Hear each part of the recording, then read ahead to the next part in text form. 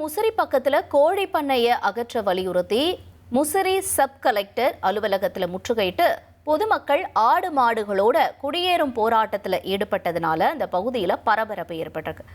இந்த காட்சிகளையும் திரையில பார்த்துட்டு இருக்கோம். கூடுதல் தகவல்களை செய்தியாளர் தினேஷ் வழங்கிட கேட்கலாம். தினேஷ், இப்ப அந்த போராட்டத்தில் ஈடுபட்டிருக்கவங்க என்ன கோரிக்கையை முன் வச்சிருக்காங்க, என்ன சூழல்? வணக்கம். அதாவது திருச்சி மாவட்டம் முசிறி அருகே வெள்ளலூர் கிராமத்தில் செல்லாய் கோயில்மேடு என்ற பகுதி இயங்கி வருகிறது.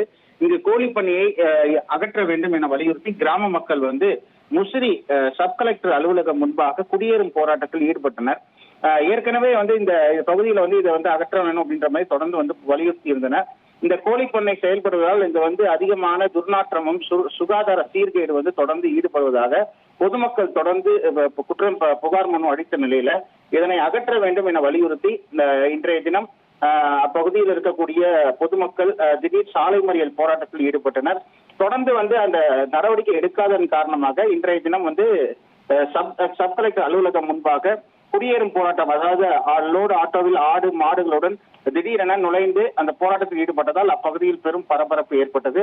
தொடர்ந்து முசிறி போலீசார் அவர்களோடு பேச்சுவார்த்தை ஈடுபட்டு வருகின்றனர். இப்பகுதியில் சுமார் அந்த குடியேறும் போராட்டத்தில் சுமார் 15 பெண்கள் உட்பட 27 பேரை போலீசார் தற்போது கைது செய்ய முயன்றனர். அப்போது போலீசாருக்கும் அந்த பொதுமக்கள் போராட்டத்தில் ஈடுபட்ட நபர்களுக்கும் தள்ளுமுள்ளு ஏற்பட்டதால் அப்பகுதியில் ஒரு பரபரப்பான சூழல் ஏற்பட்டது.